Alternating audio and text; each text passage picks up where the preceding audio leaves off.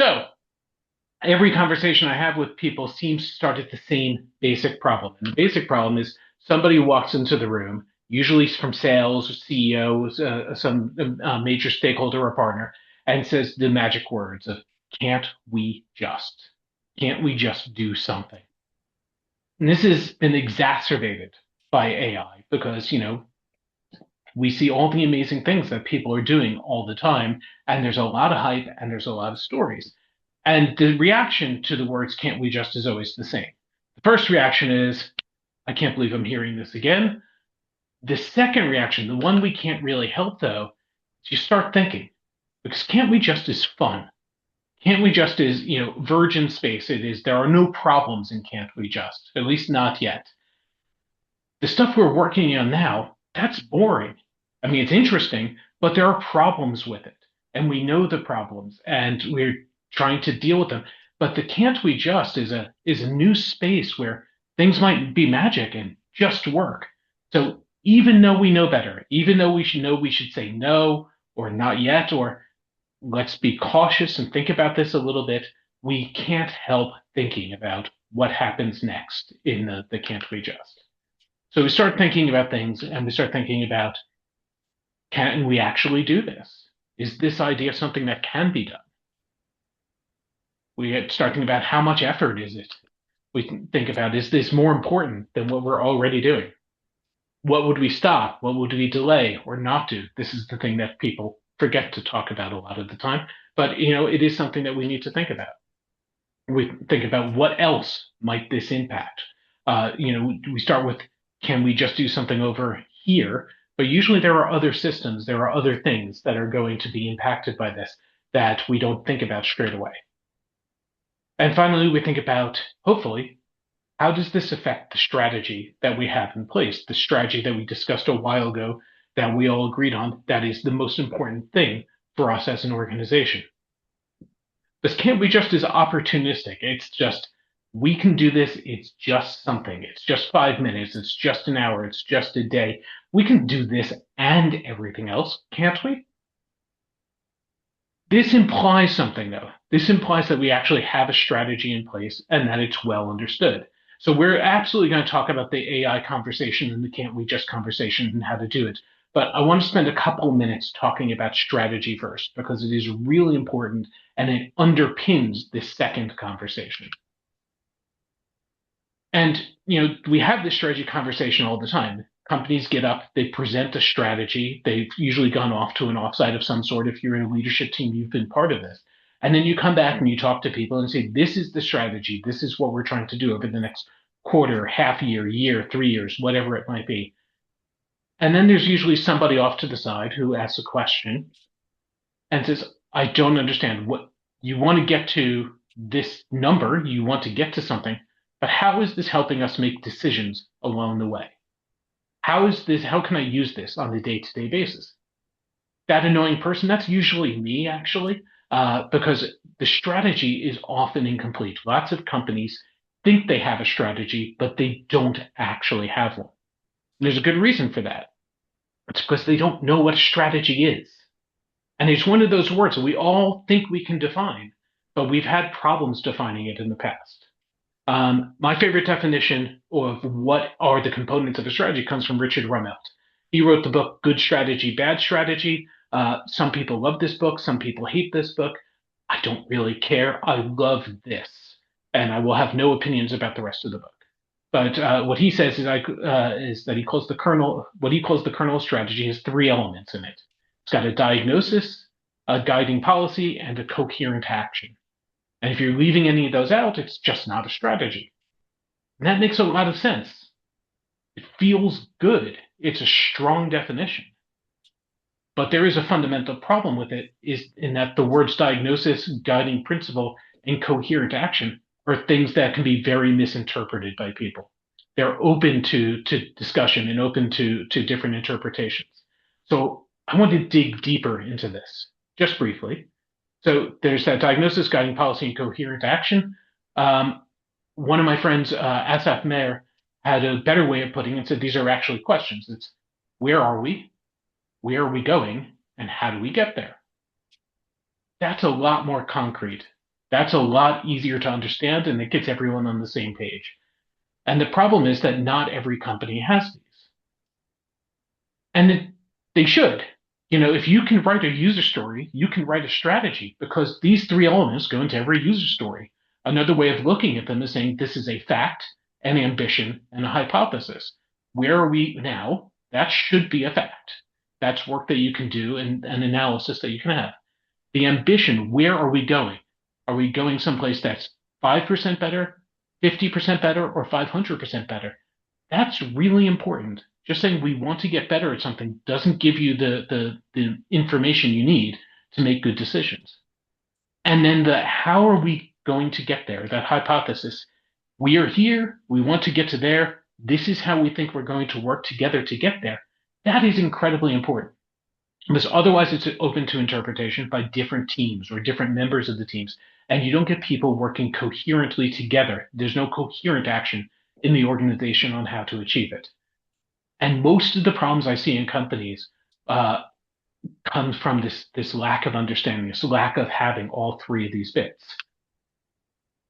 And Ramel says this, the basic mistake that organizations and leaders make is they begin to conflate having a strategy with having audacious goals or ambitious goals.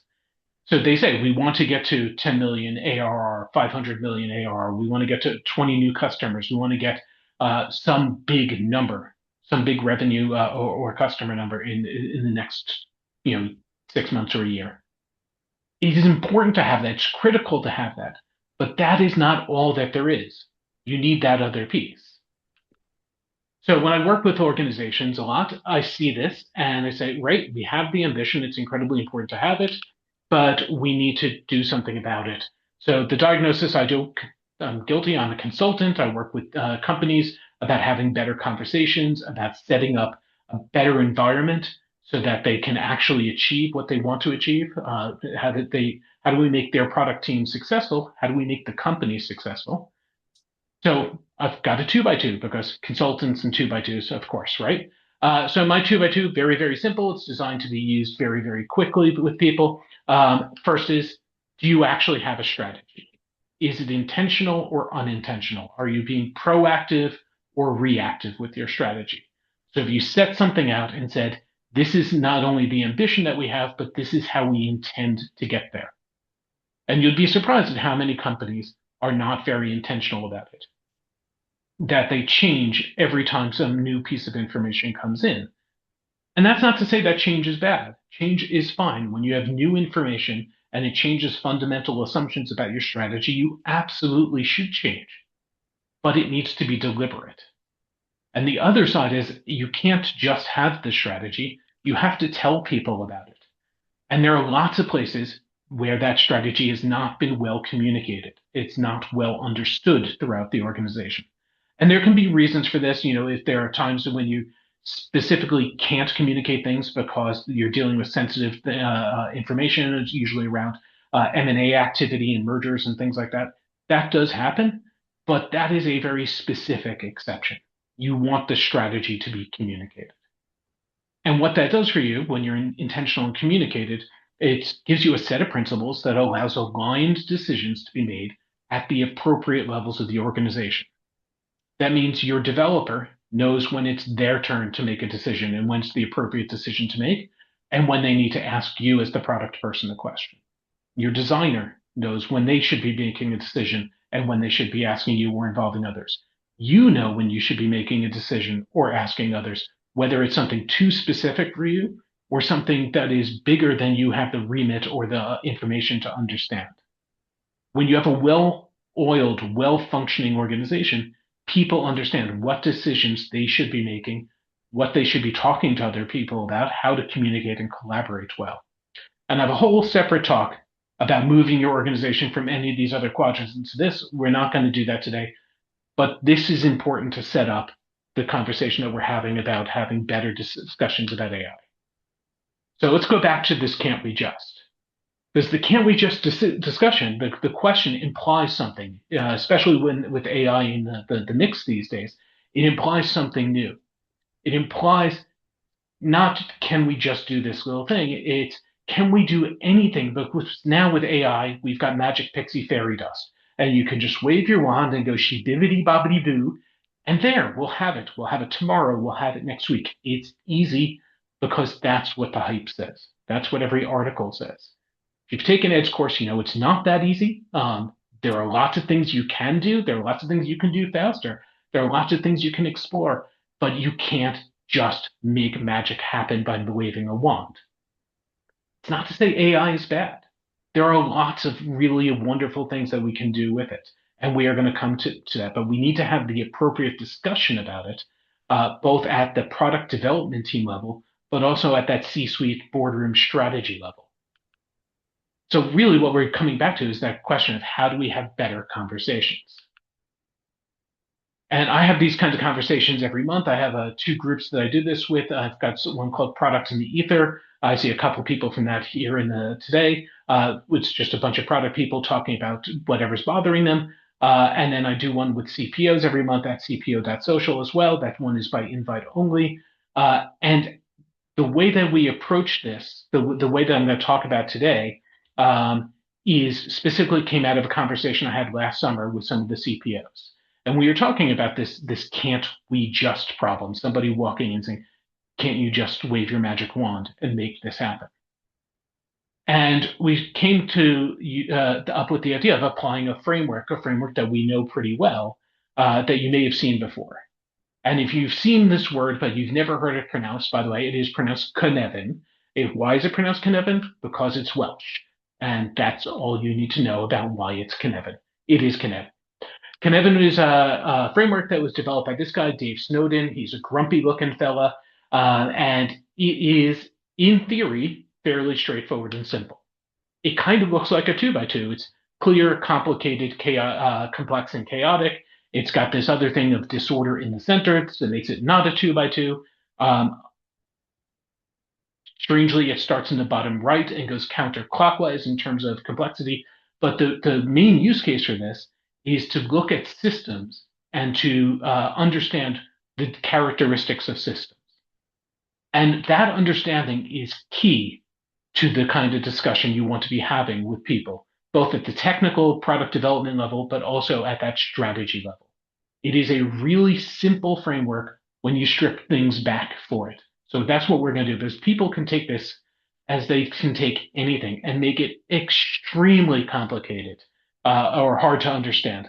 I realize I shouldn't have used the word complicated when complicated is one of the domain names, but it's too late now. It can get a little overdone. And this is the danger of people getting very academic about some of these frameworks. So we're going to go very, very simple. The way that I find in my practice is if I can discuss something, if I can describe how to get started with something in about 2 to 3 minutes with an executive, then it's useful. If it takes any longer than that, minds wander. People start to think about why are we trying to approach it in a different way. So it should be very clear language, very plain language, and very, very easy to introduce. So I'm going to do this in about 4 or 5 minutes. I can do it in 2 or 3. I just want to give you a little bit more background. So I've made it into a 2x2. I got rid of disorder, because for me, disorder and chaotic, pretty much the same thing, and there's not enough difference that it's worth keeping it as a separate domain. Clear on the bottom right, it's clear. It's very simple stuff. It's something that you can describe essentially on one side of an A4. It's a tick list.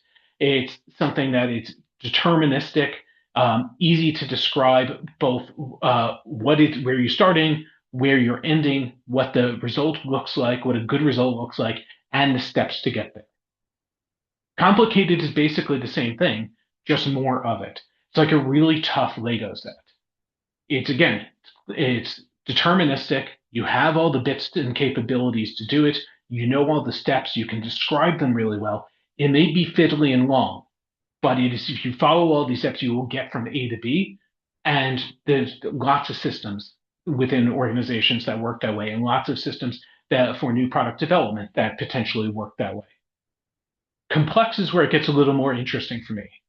Complex is non-deterministic in how you get from A to B. A decision made at A may have implications at points C and D and E. So it's a very, very fiddly. It's a lot of times there's intuition involved in how you get from one place to another. You probably could describe it, but it's going to look like in the movies when you've got the conspiracy theorist or the cops, and they've got that big board up on the wall behind them. And there's red string going everywhere. Complex kind of looks like that. It looks nuts, but you can get there. It's just hard and it's not straightforward. And there's some magic or intuition. There's some judgment involved in it. And finally, there's chaotic. Chaotic is you make something, you turn a dial over here, and you have no idea what effect it's going to have at any given point. And in fact, you turn the dial once, and it does one thing, and 2 minutes later, you turn it again, and it does something else entirely. You just don't understand the system at all yet. So when somebody comes to you with a problem and says, "Can't we just?" the first thing is, well, let's understand what it is you're asking about. Is this something that is a clear system, a complicated system, a complex or a chaotic system? Because where this is going to go fundamentally changes the thinking about can't we just do this and even should we do this? So let's talk about using it in practice. And in fact, I just started doing it. So things that are clear when they fall into the clear state, um, that's low hanging fruit. There's probably not much of return on investment for things that are in the clear state, but they're great for practice. They're great to try out new things. Things in the complicated state are interesting. They're great candidates for straight through processing. Tough things that are taking a lot of time and effort, repeatable processes that you can describe. You should absolutely automate them. In the past, that may have been really, really hard to do, and now using the tools that are available to us might be a lot simpler. The investment in doing them may be very different than it was in the past. Complex, again, there's judgment involved, but there are probably clear and complicated subsystems within a complex system. So there are things you can do, but you probably won't get straight through automation, straight through processing. You probably want a human in the loop most of the time, at least for now. You might get to a point where the relative risk of something is very low, and you get to a point of you've got 95 to 99% confidence that you can predict what a human will say because you've got enough information. They may not have been able to describe it, but you see something enough times. It's like a CAPTCHA. Enough times of describing something, you can use NL and other processes to reverse engineer what the logic is, even if it's very difficult for us as humans to describe. And then finally, with chaotic, you don't want to automate these things because you don't understand the system well enough to try to do it. It's a fool's errand to do it. But what you are trying to do there is potentially using tools to find patterns within the chaos. So maybe it appears chaotic, but isn't as chaotic, and you have advanced analysis tools, pattern recognition, pattern matching things that you can't see, but throwing enough processing at it helps you find those patterns. So that's nice in theory. The question is, what do we do about this? How do we make this useful? And what I'm arguing is that this is the basis for having these better conversations with people. Because you can take this information, and I have a much more detailed version of this table with a lot more information on my site.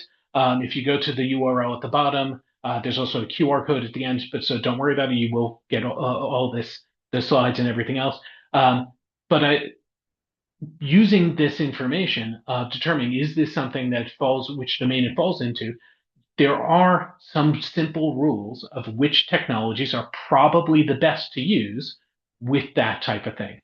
And when you're talking about things that are clear, not that aren't that hard, the things that you can describe very well, you probably don't even need AI most of the time. You can use simple API integrations. You can use RPA. You can use new workflow automation tools and things like that. And yeah, I go through all of these different things, but this is a conversation. Once I've had this conversation, say with sales and CEO and everyone else, then I can sit with my dev leads and talk about which domain, based on which domain this falls in, where how we understand it, which technologies, which approaches might we want to use, and that fundamentally changes our questions, our approach to how we would do it, because we have to talk about: do we have the capability to use these tools? Have we done this before? Do we have the tooling available to us? Do we have the expertise that we need? So we can use this kind of approach and analysis both at the level of your stakeholders and partners, but also your building partners on things. So again, using it in practice, you have these conversations. It's worth going into the different domains and talking about the potential ROI. And then you can have the conversation with your stakeholders and partners about, can we actually do this? How much might it cost? How long might it take? And what's the profit opportunity? What's the estimate? Now we're talking in business terms. Is this practical? It is no longer a conversation about magic pixie fairy dust. It is back in the realm of the things that we talk about at a strategic level, at a business operational level, about where do we put things on a roadmap? How do we change prioritization? And then we can finally talk about, should we do this? How does it impact the strategy that we have in place? And what will we stop or what will we delay? None of this is new. This is classic product management. This is classic relationship management and strategy. AI, unfortunately, makes things confusing because people don't fundamentally understand the technology or technologies around it. So we need to take that away. We need to extract that layer and be able to have the right conversation with the right people. Then we can figure out what we need to do about it. So I'm going to wrap this up in just a minute. The takeaways from today, very, very simple and straightforward. Make sure you have the right information about a strategy. What is the diagnosis? What is the guiding policy? What is that coherent action? And all that. So that you can ground the conversation and have the right conversations with people. Ones that allow the organization to, as my friend Monica Turska says, allows the organization to make better decisions faster. Ultimately, that is the job that we have. That is what we're trying to do in organizations. We are there not to be delivery managers, although that is part of the job. If you don't deliver anything, you ultimately aren't getting value, but not solely delivery managers. We are there to make sure and facilitate better conversations in the organization so that better decisions are made, so that we can commit our resources, our time, our energy, our money to things that are helping and not waste our time on things that aren't. So I promised QR code and link so you can have all the slides, the articles that detail this a lot in a lot more with a lot more information. This is really more of an overview of the whole thing. I spend a lot of time talking to people these days about this type of thing and trying to help them have better conversations and facilitate that. If it's something you want to talk about, just get in touch. I'd love to talk more about it. But I'm just going to shout out Ed's course, the Hustle Badger Building with AI course, one more time. I haven't done the Agentic course, the Building Agents course yet. I need to sign up for that one as well, Ed. But the Build with AI cohort is absolutely fantastic. It gives you, if you haven't done it, it gives you an incredible overview and expertise and forces you to get involved and really understand what are the possibilities. How does this stuff work? It's very practical, very easy and well thought out, and I still use it, the lessons I learned from it all the time. So thanks again. Thanks very much, Randy. Love that. If people have questions, please do stick up your hand or put them in the chat so we can all get around to them. I know I've got a question. You talked through these four categories: the clear, complicated, complex, and chaotic. Do you have kind of like practical examples of things where you've seen kind of teams thinking about like, hey, we want to do this thing. How do we actually think about which of these buckets it falls into? Sure. So a lot of the stuff that I work with is either confidential or it's really incredibly boring. And it's boring because companies a lot of times are thinking about optimization of things. So it's talking about, can we do this better? Can we do it faster? An example that I like that's public though, and I'm forgetting the name of the company. I think it was in Colorado. It was a car dealership last year, I believe, that implemented an LLM into the chatbot on their screen. And somebody broke the chatbot and convinced it to sell them a Chevy Tahoe or something like that for $1, a $50,000 truck for $1. Fortunately, it turned out not to be a legally binding contract. Fortunately for the dealership, not for the customer. Um, but this is an interesting thing because you'd think, a customer service chatbot is something that is fairly clear to implement. It solves a problem, um, but it opened up a whole new web of things because it was not given restrictions about which types of problems it was allowed to have authority in and which things to do. So I would put this into that complex area. There are some having a negotiation about the actual sale and the price of a car is something where you want a human in the loop. You might be able to write rules down, but people are very clever, and they can convince chatbots at this point and LLMs to do things that they weren't originally intended to do.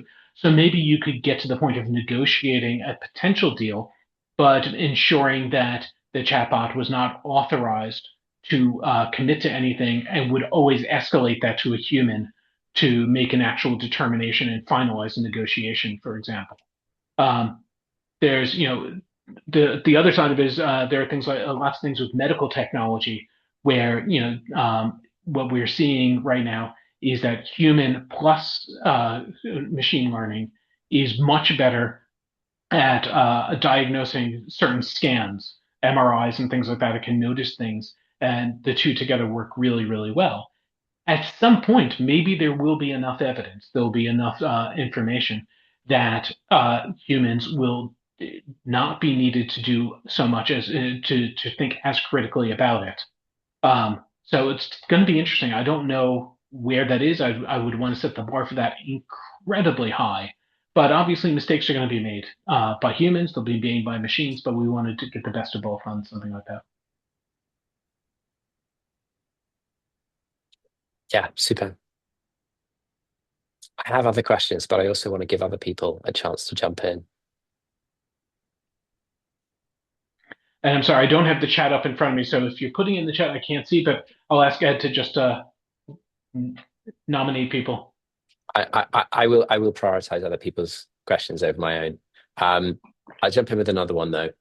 Um, these four categories, do you see their definitions as almost, immutable? Like they're always going to have the same kinds of tasks, they're going to have the same fall into the same categories because they are deterministic or non-deterministic?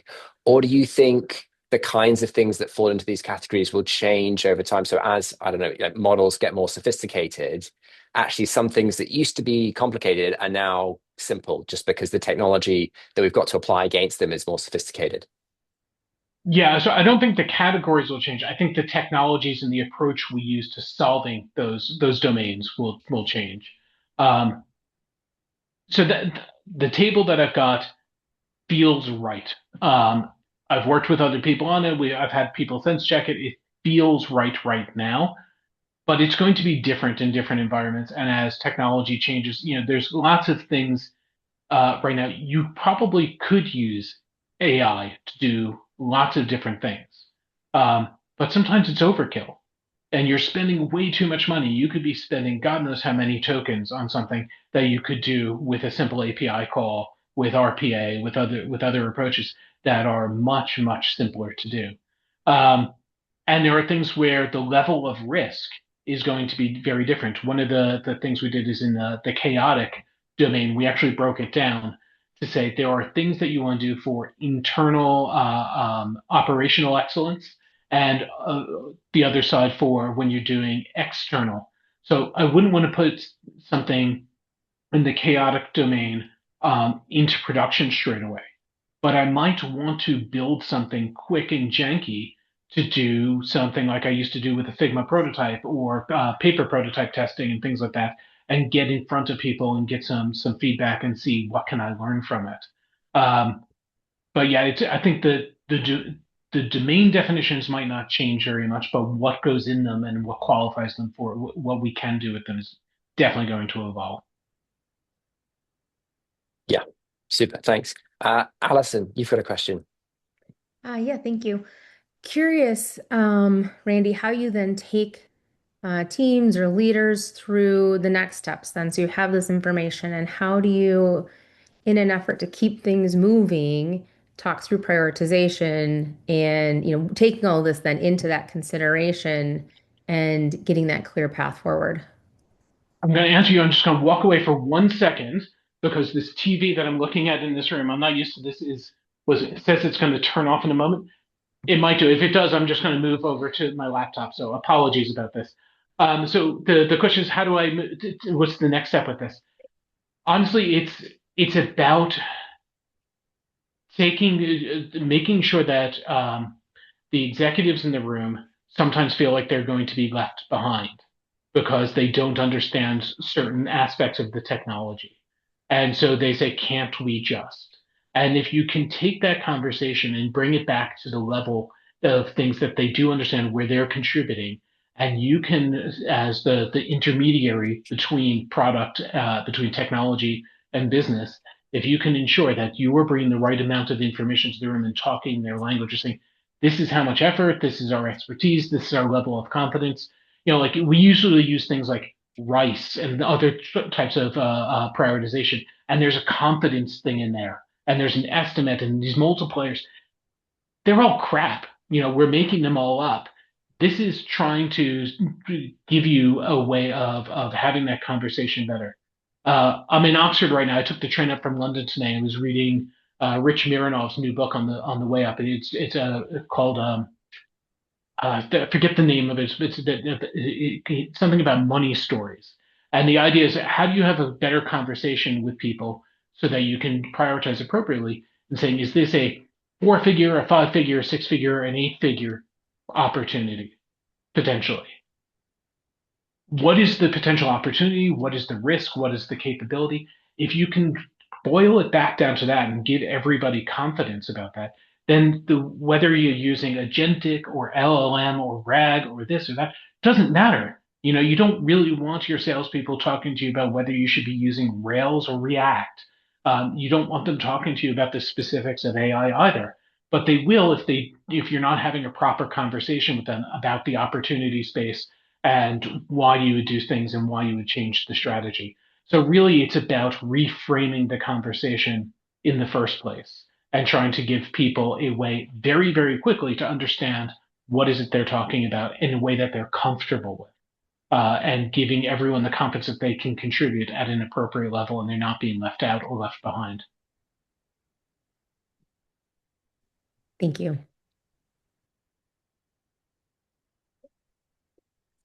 Oh, Lottie, I see your hand is up. Yeah, hi guys. Thank you, Randy. That was a really useful presentation. I think in addition to your question, Ed, for me, it certainly feels hard to keep track of evolving technologies. And I was looking at your recommended technologies column.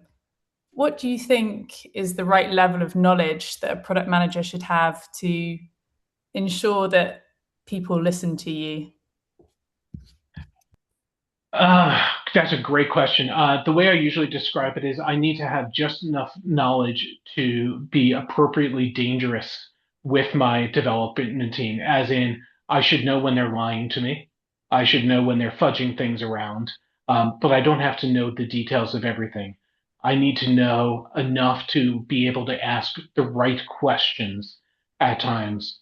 Um, and that is, I get that that's not a very specific answer, but it really depends on the space that you're in. I hate giving it depends answers, but it depends on the level of sophistication that the people around you have, how much you're trying to do, where in the cycle, the maturity cycle you and the company are, what space you're operating in. Um, yeah, I'm sorry. I feel like this is a wishy-washy answer, but I want to feel confident that I'm having a valuable conversation with my development team, and if they can't give me a solid answer, then I want to learn more. If they can give me a solid answer and we've built a trust, then there's probably a lot that I can offload to them. Yeah, it makes total sense. You need to do the work to understand where people are coming from and their levels of expertise. Okay, thank you. Yeah. I mean, at a certain point, when I go to my mechanic, I have no idea how to fix my car. I can describe the basic problem and I can describe what I want to happen. And if the price, ooh, the TV just went off. Can you still hear me?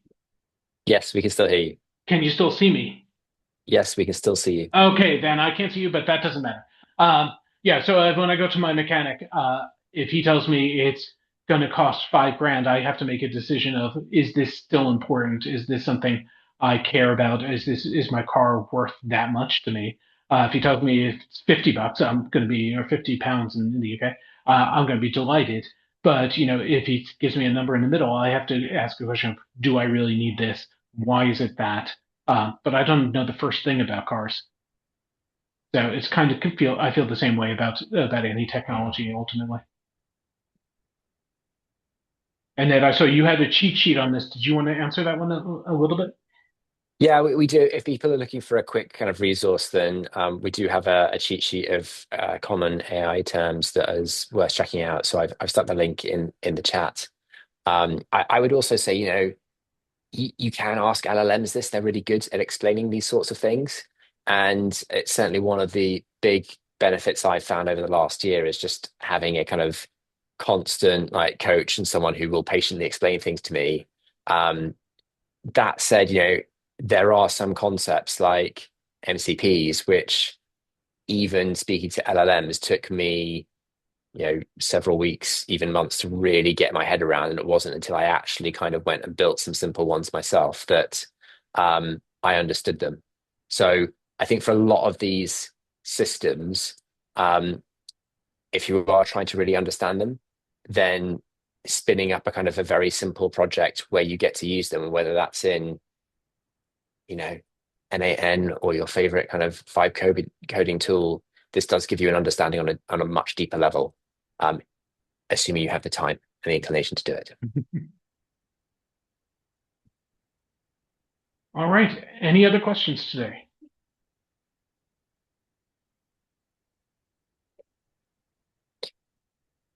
Well, look, Randy, let's just wrap up with me saying thanks once again for coming in and chatting to us. Yeah, great talk, really, really valuable concept there to think about prioritizing AI features. As I mentioned to everyone, we will be sticking the recording of this on our YouTube, and we'll send you a quick link when that's up. So if you want to share it with anyone or kind of check out bits again, then you can do. But thank you very much, Randy, for coming to chat to us, and hope to see you all soon. Thanks again for hosting, Ed, and thanks everyone for coming. It's been a joy. Bye.